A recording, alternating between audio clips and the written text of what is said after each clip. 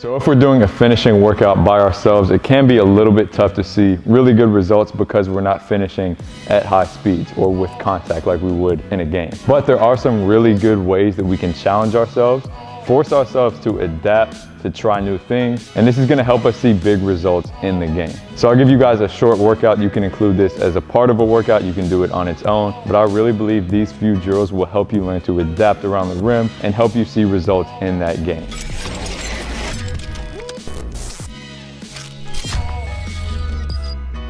So first we're just getting into a simple warm-up, all right? So we'll get our dynamic warm-up, we'll get our bodies prepared for the workout, and then we get into a little bit more specific of a warm-up at the bucket. So this one, we'll just keep it simple. Again, we're still getting prepared. I'm starting from the block on either side, jumping as far as I can across the lane, and finishing from different angles with different hands and different foot positions. So make sure to switch this one up every time.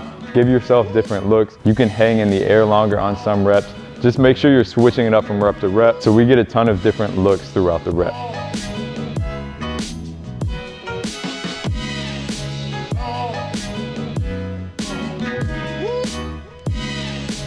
Also keep in mind that all of these will be off of 2 feet. So especially at the high school and college levels, the best finishers are typically going off of 2 feet. It's more controlled, it gives you a ton of options. You can take contact better, and at the end of the day, it just leaves you more freedom to finish. So for this next one, we're just getting into a ton of different finishes. We're only making 2 or 3 with each finish, but I want you to get acquainted with 6 or 7 different finishes so you have options once you get into that game. First one is a simple stretch finish. So I'm turning myself to the opposite sideline, really reaching out, covering ground, sending the finish at the rim. I don't care how you get into any of these. I'm not really too worried about the move you use to get into them.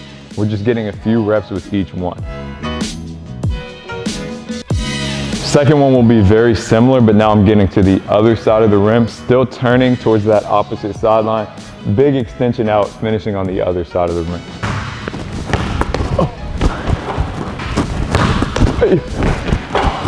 Now a very similar idea. I'm still extending out on the other side of the rim, but now turning towards the close sideline. So if I'm starting on this right elbow, I'll be finishing with my left hand, turning myself to the right sideline. Now for the fourth one, I'm imagining a line coming out the middle of the rim. So it's coming out through the paint, imagining that line and trying to jump over it while finishing on the close side of the rim. So I'm gonna be finishing on the opposite side of where I'm jumping, which will make it a little bit tough in terms of how I contort my body to finish.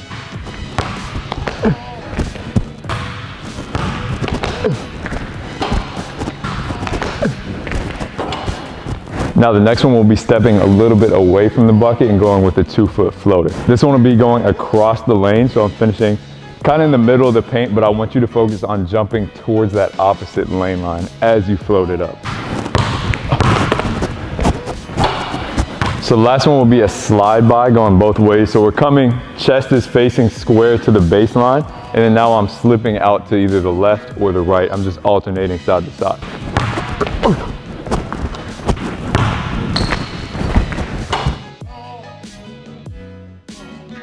Now for this next drill, I want you to have some freedom. So you'll be choosing the foot positioning, you'll be choosing the direction that you're coming in at. I'm just focusing on jumping from as far as I can on all these reps. Now I want this to be really variable.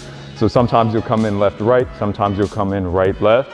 We can go from behind the basket, we can come in from directly in front of the basket. Each time is gonna look completely different, and that's okay. That's how I want them to look on this. Just make sure that you're challenging yourself.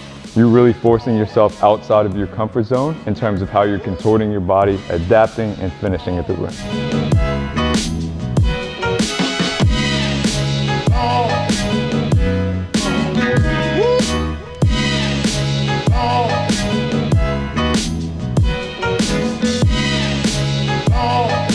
Now this last one will be based on audio cues. So if you have a partner, if you have your mom, your brother, a teammate, a friend, who can say left or right, really not too difficult.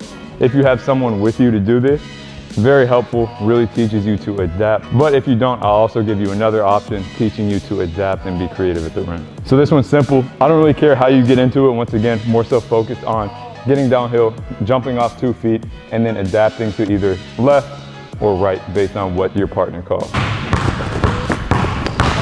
Hey.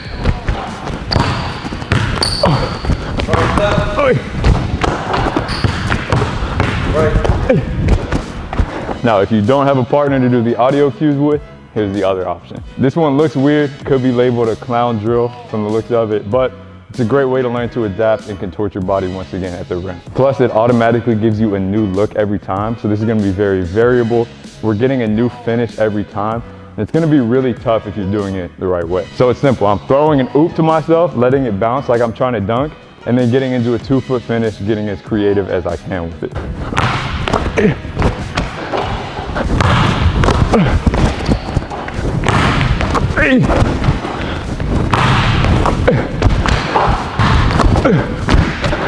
So hopefully you guys enjoyed this workout. Get on the court, try it out, and let me know how it goes. Make sure to follow me on Instagram at ByAnyMeansBasketball for a lot more like this.